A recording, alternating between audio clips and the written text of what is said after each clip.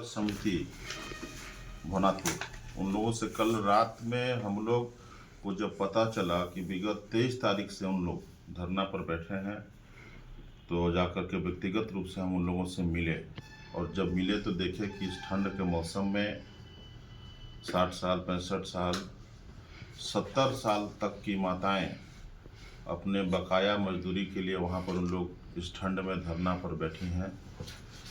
बुजुर्ग बैठे हैं और नौजवान लोग भी बैठे हुए हैं, उनके परिवार के लोग बैठे हुए हैं।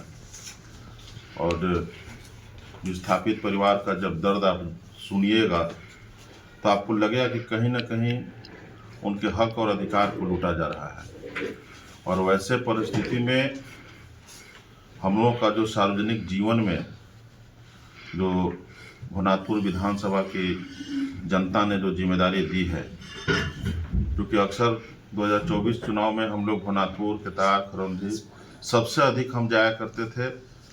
और ये विस्थापित संघर्ष समिति के द्वारा हमारे पास चुनाव से पहले बात रखा गया था कि विस्थापित परिवार के जो लोग हैं वो ठगे गए हैं, उनका ज़मीन भी लिया गया है, उनको रोजगार नहीं दिया गया है। और जो लोग वहाँ पर लोडिंग के काम करते थे, महिलाएं और बुजुर्ग लोग जो वहाँ पे लोडिंग का काम करते थे, उनका मजदूरी आज तक बकाया है। और वो सब चीज़ को लेकर के हमने उनसे वादा किया था कि हम आपको चुनाव के बाद इस संघर्ष में आपके साथ में हम शामिल रहेंगे। लेकिन हम बाहर थे, जब बाहर से हम आए तो हमको सूचना मिला कि जो यहाँ का क्रशर प्लांट है उसको काटा जा रहा है। तो उसको गहनता से जब हम लोग पता किए तो सबसे पहले पता चला कि इसके पहले जो यहाँ के विधायक थे, पूर्व विधायक भानु प्रताप शाही जी, उनके द्वारा यह क्रशर प्लांट का जो अभी कटिंग का काम चल रहा है, इसका सौदा किया गया है। और इसका सौदा बहुत बड़े पैमाने पर किया गया है। 10 करोड़ रुपया लेकर के पूर्व विधायक भानु प्रताप के द्वारा यह क्रशर प्लांट को इसका टेंडर करा करके इसका कटिंग काम को, जो कटिंग हो रहा है, इसको शुरू कराया गया है। और इसको हम आप लोगों को बताना चाहेंगे कि यह क्रशर प्लांट जो है अब कटेगा नहीं। कल से हम विस्थापित परिवार के साथ में धरना में हम लोग शामिल होंगे। और सबसे पहले जो लोग कटिंग कर रहे हैं, अभी भी कटिंग जारी है, सबसे पहले उसको हम लोग कल रोक देंगे। और उसके बाद कटिंग रुकेगा और यहाँ से क्रशर प्लांट नहीं जाएगा। पहले यहाँ का मजदूरों का बकाया मजदूरी मिले और यहाँ पर जो विस्थापित परिवार हैं जिनको ज़मीन का मुआवजा नहीं मिला है, उनको ज़मीन वापस हो। और जहाँ तक कटिंग की बात है और ले जाने की बात है, पहले वहाँ पर हमारा लाश उठेगा, उसके बाद वहाँ से एक भी पीस वहाँ से जो भी चीज़ है उठेगा। इसके लिए हम लोग निर्णय ले चुके हैं।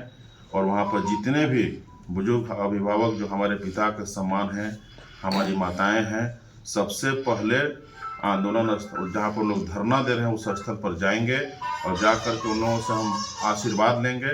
आशीर्वाद लेने के बाद हम लोग उस आंदोलन को कल से नए तरीके से शुरू करेंगे और एक भी टुकड़ा भी नहीं ले जा पाएंगे। आप लोगों से हम बताना चाहेंगे। यह निर्णय आपका व्यक्तिगत निर्णय है या झारखंड मुक्ति मोर्चा का निर्णय है? देखिए, जब पार्टी में हम लोग हैं तो पार्टी का भी निर्णय है, पार्टी के नेताओं को अवगत हम लोगों के द्वारा कराया जाएगा। लेकिन जब क्षेत्र में जाते हैं जनता के बीच में, तो अगर व्यक्तिगत रूप से जाते हैं, उनका बात को सुनते हैं, तो निर्णय तो लेना पड़ेगा। अब उसमें पार्टी शामिल हो नहीं हो वो अलग की बात है। लेकिन जब आपका इंडिविजुअल निर्णय है?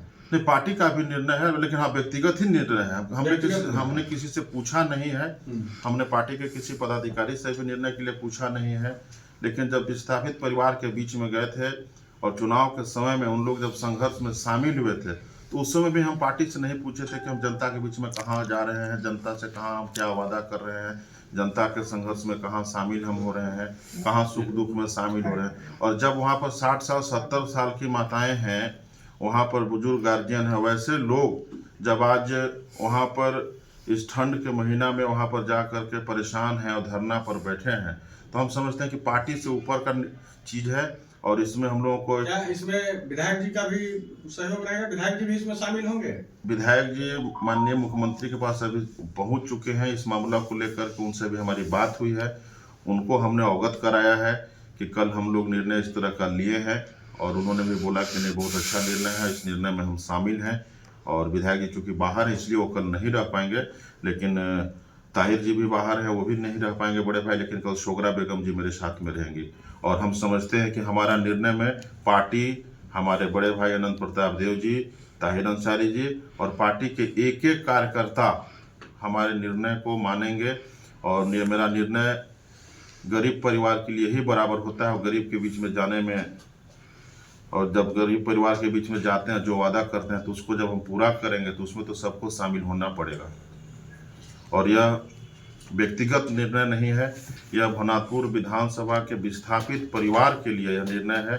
और सार्वजनिक जीवन में अपने परिवार को छोड़ करके, अपने बाल बच्चों को छोड़ करके भवनाथपुर विधानसभा के लिए जीवन जब तक रहेगा हम लोग संघर्ष करेंगे। और विस्थापित परिवार के लिए, और यह क्रेशर प्लांट का जो कटिंग चल रहा है इसके लिए अगर जेल भी जाना होगा तो जेल का भी गेट पर सबसे पहला कदम मेरा आगे होगा। अगर इसके लिए हम लोग संघर्ष में शामिल होंगे, आंदोलन करेंगे, इसमें अगर हम लोगों को मौत को भी गले लगाना होगा तो ये छोटा चीज होगा, लेकिन विस्थापित परिवार के साथ में और भवनाथपुर विधानसभा के एक एक गरीब परिवार के साथ में कभी शोषण नहीं होने देंगे जब तक जिंदा रहेंगे। ये आप लोगों को बताना चाहिए। ठीक है। तुलसीदामर डोलोमाइट माइंस बंद हो गया है, जी क्या उसको चालू करवाने के लिए मांग वो भी शामिल है, वो भी शामिल है। जो डोलोमाइट खदान जो बंद पड़ा हुआ है उसको भी हम लोग चालू कराएंगे ताकि कम से कम 4-5 हज़ार मजदूरों को रोजगार मिले। वो मांग पत्र में शामिल है।